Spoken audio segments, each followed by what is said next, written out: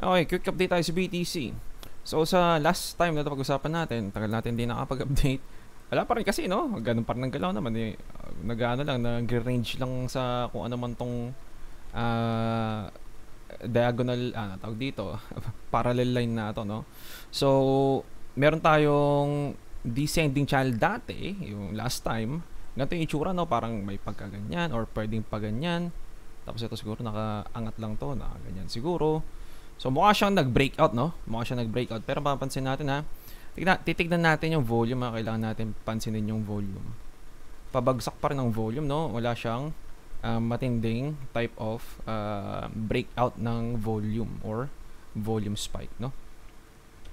So meron tayong break dito na masasabi natin, okay, meron tayong potential na reversal pattern, no? So potential na magbe-breakout. Pero syempre kailangan para mag-breakout ng todo, or more like ma-confirm natin na mag-breakout, kailangan niya i-break tong susunod na to, no? Yan. So kailangan niyang i-break tong part na to. Kaso wala, no? Nagre-retest lang at nag-ano tayo, nagto-throwback tayo sa ilalim ng ano, nung saan tayo nag-break, no? Dito sa part na to. So meron tayong some sort of box of resistance dito sa ngayon, or basically kung nasaan tong area to eh level of resistance at support tong part na to, no? So medyo hindi pa natin sure kung anong gagawin ni BTC. So most likely ang itsura ng descending channel natin eh baka ganito talaga, no? Ganyan. At eto meron tayong some sort of baka ano to, no? Baka ganito pa ata. Yan. Hindi natin sure, no? Hindi natin sure. So pwede natin extend ng paganyan. Kaya hindi masyado ganun ka reliable yung mga descending channel, ascending channel, kasi pwede siya mag-breakout sa mga kakaibang itsura. Pwedeng paganyan, or sabihin natin paganito, pwedeng paganito, no? Paganyan, tapos paganyan. Yan, tapos nag-breakout siya kunwari. Pero papansin natin yung volume dito, hindi ganun kalakihan kumpara sa mga to, no? Yan, tsaka ito mga to. At yung overall volume ng push up niya, medyo pababa pa rin. Okay? So, medyo di nakakapagbigay ng confidence na magbe-breakout agad-agad tayo. So, napag-usapan natin, no? Meron tayong ABCDE, sabihin natin, na inaabangan. Kung corrective move to, no? Magkakaroon tayo ng some sort of triangle wave. A, B, C. Tapos ito inaabangan natin yung D, baka hindi dito banda, no? Baka andyan dyan banda.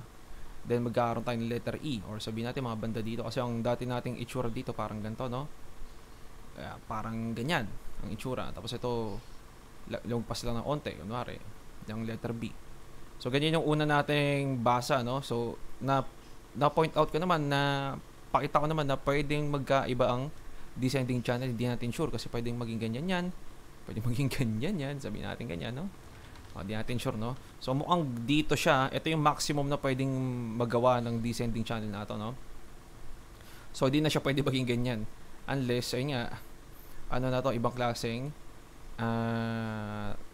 hindi na descending or ascending channel to, na lang to, horizontal channel na lang to, no? Ranging market na lang talaga, na ganito, ganyan lang, no? So kung ganito man na mangyari, bearish sa top, bullish sa bottom dapat, no? Ang pinaka idea. Pero sa ngayon mukha siyang may descending channel. Okay? So may expect ko ganito yung itsura pa rin. Di pa rin nagbabago to kasi di pa rin tayo nagkakaroon ng higher highs dito. Yung letter B natin di pa rin na higher high. Meron tayo dito yung ABC dito, ABC. Na break niya to, makikita natin yung break. Ayan, no? Tapos ginagamit as support sa ngayon. Pero medyo nasa bingit na naman to ng pag-breakdown. So pag nag-breakdown ulit to, meron tayong sign na ng baka mag-breakdown nga to, kasi pag nagkakaroon tayo ng movement pataas na impulsive, kunwari, dapat hindi nag-overlap, no? Kaso nag-overlap, so most likely hindi to impulsive. Itong part na to medyo hindi impulsive, no? So sa ngayon 3 waves pa lang to. So sa impulse wave theory, kapag nakakita tayo ng corrective move, madalas tigti 3 waves. Ato dito 5 waves to, no? ABCDE nga lang ang tawag. Pero puro overlaps siya, no? So ayun ang tinatawag na triangle wave. So bakit triangle, no? Mukha kasi siyang triangle, no? Pwede kasi maging ganito to, no? Pag ganyan, pwedeng pag ganyan, tapos mag-i-intersect yan, no? I-intersect. I-intersect hanggang sa makabuo ng triangle to. Kaya siya triangle wave. So ginagamit lang natin horizontal channel or descending channel ganito, para lang makita natin kung ano yung parang pinaka average trend kumbaga. So medyo may pagka downtrend pero mahinang type of downtrend siya, no? So sa mahinang downtrend na ganoon, pwede natin ma-assume na type of corrective move to, no? So ayun ang pinaka logical na pwede natin maisip na ano tawag dito, na corrective move ang galaw nito. So pwede natin ma-expect sa movement na to, since meron tayong 5 waves na A, B, C, D, E, meron tayong 3 waves. 1, 2, 3. 1, oops. Baka dito yun, 1, 2, 3. O baka dito pala. 1, 2, 3, sorry. Yan. Tapos meron tayo ulit na 1, 2, 3. Then meron ulit tayo potential na 1, 2, 3 na naman to, no? 1, 2, 3. At since andito na tayo sa area to, possible, bumagsak ulit tayo. Okay? So, ayun nga yung sabi ko sa last video na siguro more than 1 week ago na. Matagal to. Matagal, no? Matagal nagalawan to. Andito pa ata tayo nag-update. So, mga 2 weeks na ata. O mga 2 weeks na ata, no? Tapos bigla siyang nag-pump. Inaabang natin tong galawan na to, no? So, may expect ko dito sa mga part na to, baka mag-dump to. Baka mag-breakdown. Hindi pa natin makakonfirm na magbe-breakout na to. Lalo na hindi tayo makakita ng support in volume. Okay? RSI. RSI, ganun din, no? Meron tayong rejection sa 65, no? Inaabangan natin tong 60 RSI. So, kaya natin pinag-uusapan na baka ganito yung, yung channel. Baka ganyan. At baka dito yung letter D. No? Kasi meron tayong 60 RSI dito. Makikita natin sa mga previous resistances dito. Resistance. Makikita natin ang 60 RSI. So dumungaw lang ng onti yung ulo dito. Dumungaw lang ng onti, bumagsak ulit. Tapos nag-reject dito, bumagsak sa moving average na dilaw na to, no? Itong RSI 14 ba to? Tama ba? Double check natin. RSI 14.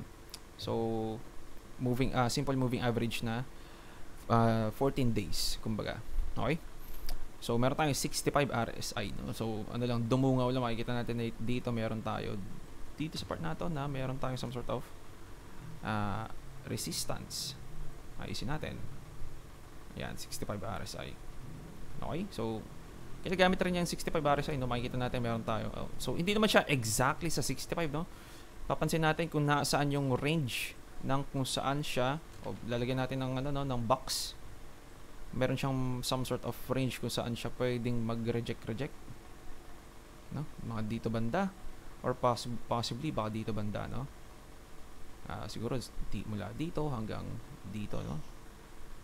Parang mga ganyan sa mga area yan. Okay? So basta ang 60 to 70 RSI range ng resistance or range ng overbought. Okay, so pag may overbought, obviously makakaramdam tayo ng potential rejection muna bago magkaroon ng break, or sabihin natin baka dire-diretsong rejection papuntang breakdown. Okay, hindi natin alam, pero yun nga, nagpapakita ng weakness. Ito nagpapakita ng weakness. Tingnan natin kung meron ba tayong mako-compare. Meron tayong bearish divergence, no? Meron tayong higher high dito, meron tayong lower high dito. So bearish divergence to, no? So sign of weakness. Medyo malaki itong sign of weakness na to kasi daily to, no? So punta tayo ng weekly. Sa weekly, yun. Ito, no, yung 70 RSI rejection, no? So inaabangan din natin to. So pag ito na tapos ng red, at rejection lang dito sa part na to, tapos ang red, confirm na meron tayong rejection sa 70 RSI. Okay? Meron pa ba tayo makikita sa monthly? Sa monthly, sa susunod naman pa to makikita natin kung magkaaroon ng untog, no? So basically after ng month ng anong month na ba ngayon? Double check ko, May. May na pala, no? So, after natin matapos sa May, most likely, baka dito lang matapos to. Kung titignan natin yan sa previous data, ganito yung itsura niya, no? Yan. Zoom out tayo. Oops, sorry. Zoom out tayo. Yan. Ayusin muna natin ang volume natin siguro. Yan. Mga previous data, kapag nagkakaroon tayo ng rejection sa 70 RSI, nagkakaroon tayo ng malaki-laking move to the downside, no? So, ito for example, meron tayong push up, pa-bull market nga lang to, no? Pa-bull market, rejection. Meron tayong 2 months na some sort of mini bear market. So, dito naman sumunod, nag-breakdown ng 70 RSI. Meron tayong try or retest siguro. Hindi natin masasabi. Baka mahinang type of retest to, no? Hindi actually malakas. Hindi tayo umabot sa 70 RSI sa monthly. 65 lang ata to. Mga 65 RSI lang to, no? Then, rejection, bagsak na malaki, bear market. So, ganun din dito, pa-bull market. Hindi pa tayo nagbe-breakout dito sa pa-bull market na to. So, unang rejection, dump, malaking dump, no? So, nagkaroon tayo ng breakout, sunod-sunod ang pump. Breakout, sunod-sunod ang pump. Bagsak ng 70 RSI. Retest ng 70 RSI dito. Yan. Retest ng 70 RSI. Then, anong ginawa after natin mag-reject? Sunod-sunod siya nag-dump. So, kailangan din natin mag-ingat dito sa monthly na to. Okay? So, zoom in tayo.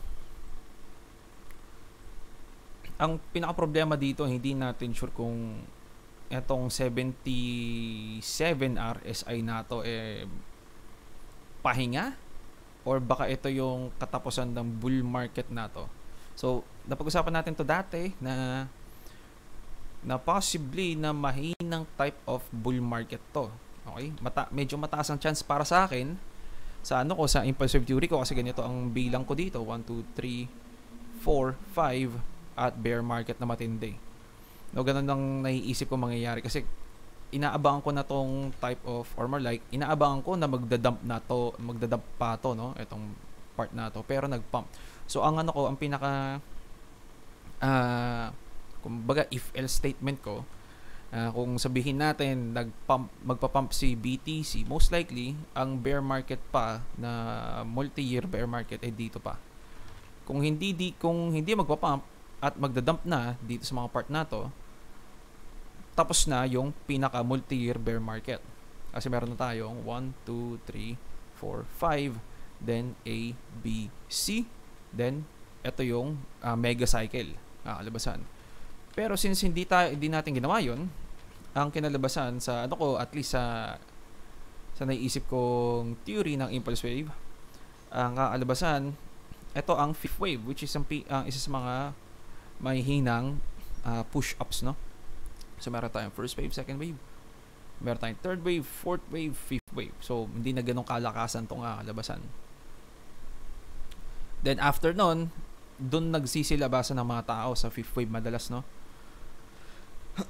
Nagpe-prepare para sa huge bear market. Pero hindi natin sure kung ganun ba talaga. Pwedeng mali ako. Pwedeng 1, 2, 3, 4, 5 na to.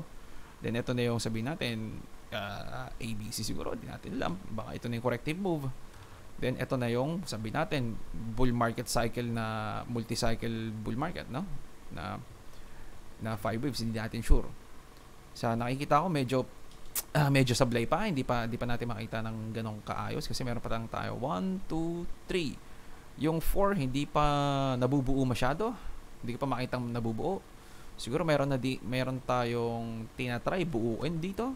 So, ayun ang pinaka-hope natin para maging 5 waves to. Then, ABC correction na ganyan. Mas malit na type of correction na lang. Hindi na tayo siguro babalik pa below dito. Sa 30K siguro or baka 25K, no? Hindi natin, 26K. Baka di na tayo babalik dyan. Kung babalik man, baka retest na lang. Then, pump ulit, no? Ganun ang naiisip ko mangyayari kung ganito kung bullish na type of pump to, no? Or more like long-term bullish na pump itong ginagawa ni BTC, no? So, yun ang gusto ko i-point out, no? Medyo nasa side ako ng after netong pump na to, hindi pa, medyo medyo balimbing si BTC kasi talya sa ATH or sa area ng ATH, madalas explosive ang galaw ni BTC, no? So, pakita lang natin, no? Example lang. Ito, no? 1 month lang, no? Ito. So, 2011, mula 2011, obviously, low cap pa to si BTC, no? So, 2011, 1 month lang, breakout agad. So, ang sumunod na bull cycle, most likely baka dito yung bull cycle na susunod. Dito, after niya mag-breakout, no, isang lang, no? Meron tayong wick up, tapos meron tayong sumunod na strong body candle, then breakout agad. Dito, maraming beses tayo na gano'n, no? Mamaya na muna yan, ito muna. So, ang sumunod dito na, no? Yan. Di man lang siya hindi man lang siya masyado nagpahinga dito sa part na to, no? Bull market agad, no? Tapos ang sumunod, eto na. Tumambay tayo dito ng 2 months. 2 months tayo ditong tumambay. Then, medyo nagpump pa na onte, pero di na sure kung magpapump pa ba. Nag-ATH tayo, pero eventually nag-dump tayo, no? Mapapansin natin sa previous data, no? Explosive move. Pag nag-break, ito, ayusin natin pag nag-break, explosive move. So, meron tayong isang ATH, nagdalawang isip dito, pero sumunod na candle, green candle agad na, big bodied candle, no? So, magandang sign agad yon. Tapos, ang sumunod dito agad, no? Tama ba? Ito ba? Ito, 2011 na ito, hindi na masyado kailangan siguro yan. So, sa ngayon, ang problema natin, meron tayong ATH. Okay? So, ganyan ang itsura. 3 beses tayo. Magandang candle to, no? Mukha siyang magandang candle, pero yung sumunod na candle, magandang candle din para sa bears. So, delikado, parang balimbing na type of breakout to, tapos breakdown, no? So, first time tayo makakita ng ganito sa BTC. At least history ni BTC dito sa mga long-term time frame candles, no? At ang sumunod, nag-ATH na naman siya, or more like vinivisit niya yung above 80 previous ATH, ito. Vinivisit niya. Pero nagto-throwback ulit tayo sa ilalim nun. Okay? At meron din tayo dito, monthly resistance. Ito. Monthly resistance. So, basically, itong area to lang 71,500. Tama ba? 71,400 siguro. Saan ang naabot nito? 71,939 ang naabot nito ni BTC. Okay? So, itong area to nag-serve as resistance sa ngayon. Okay? So, kapag ang susunod na month ganito ulit, or more like magko-close na ganito, medyo mahinang klaseng pump yun, no? Mahinang klase. Kasi makikita natin, big bodied candle to, no? Tapos ang sumunod na candle niya, smaller bodied candle. So, nagpapakita ng sign of weakness, no?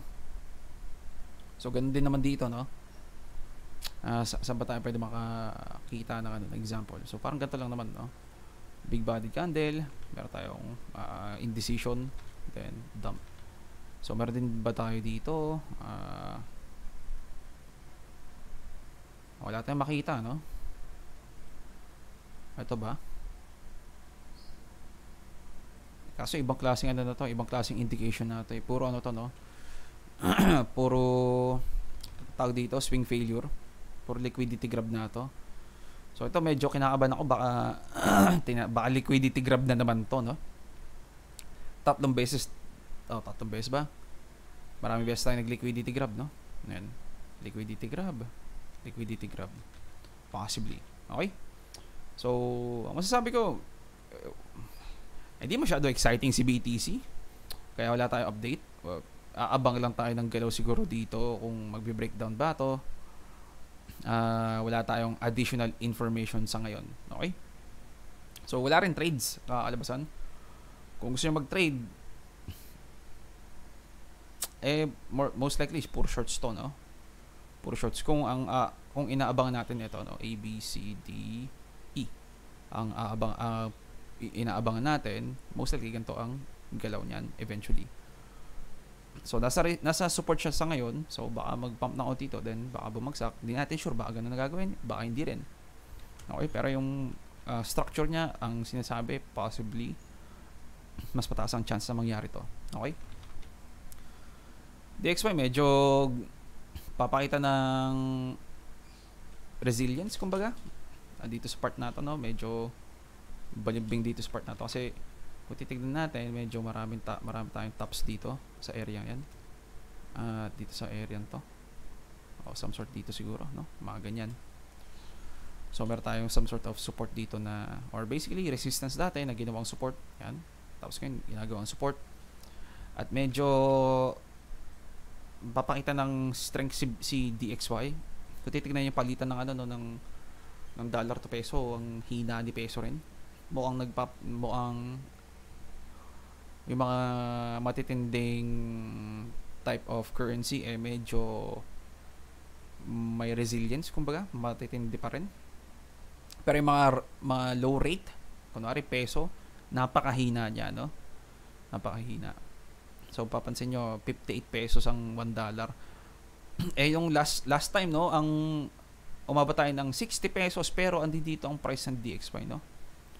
Dito, no? Ibig sabihin times 2, no? Mula dito times 2 dito. So hindi man basically times 2 na from 60 pesos magiging 120 pesos, hindi.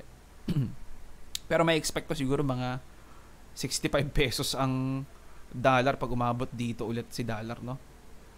At hindi gumagalaw si peso or same strength pa rin si peso, kumbaga. So medyo no? Medyo parang nagfa-front run ng strength si DXY kumpara sa mga low rate na currencies, no? Anyway, S&P 500 ganun pa rin,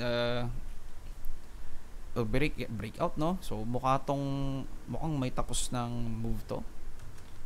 Hindi natin sure. Hindi pa natin masasabi, hindi pa siya nagko-curve down, no? Ang dami natin drawing. Huwag natin burahin kasi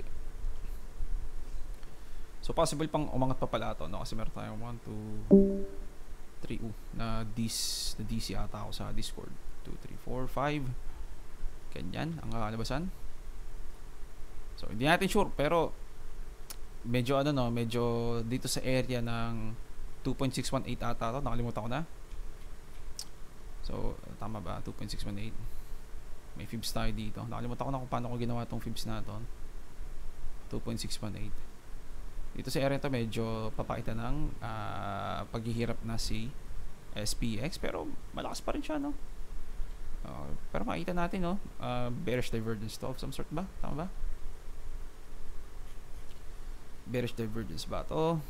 Hindi, flat lang ang RSI niya. Matatawag ba natin bearish divergence to? Hindi natin masabi kung matatawag natin bearish divergence, no? So wala, ganun pa rin. Meron lang tayong normal rejection dito at meron tayong ano ba tawag dito engulfing candle na red candle, no? Medyo hindi maganda yun. So makakita tayo ng mga ganyan, for example dito, then bumagsak tuloy-tuloy. Okay, so iingat lang tayo dito, no? May sign tayo ng potential malakas na move to the downside. So may expect natin siguro si BTC ganun din, no? Hindi natin sure, no? Pero makikita natin yung malaking red candle ni oops, daming nadidisi sa call ko, sa call namin, So maraming maraming red candles to sa galaw ni BTC, pero ganun din naman si S&P 500, no? So nagpapakita ng some sort of weakness ang ano ba tawag dito, ang risk on assets, no? So ili siguro update natin. Baka may mag-disconnect na naman sa Discord at baka may rata na kayo sa tunog. Okay. So anyway, walang trading idea. Siguro kapag magkaroon na lang panibagong kakaibang move si BTC, walang kakaibang move si BTC, no? Kasi medyo predicted natin na baka ganito gagawin, no? Most likely. Inaabangan rin natin yung mahabang type of correction kung magkakaroon man So, ayun lang siguro update natin. Expected tong expected tong galaw na mabagal na ganito. So, babagal din yung yung update natin kasi alam na natin gagawin ni BTC. So, ayun lang. Di ako siguro magte-trade dito sa mga to. Mas maganda maghintay to. Kasi napaka-boring na ito. Tipong ganyan-ganyan lang yan. Yan. Then siguro babagsak na napakabagal. Then aangat na naman na napakabagal. Ganyan ang gagawin most likely, no? Napakahaba na ito. Simula March pa to. No? Baka, tama, simula March pa to. At May na. O, mag-June na pala. No? So, ayun lang siguro update natin. Ingat sa trades, GG's boys.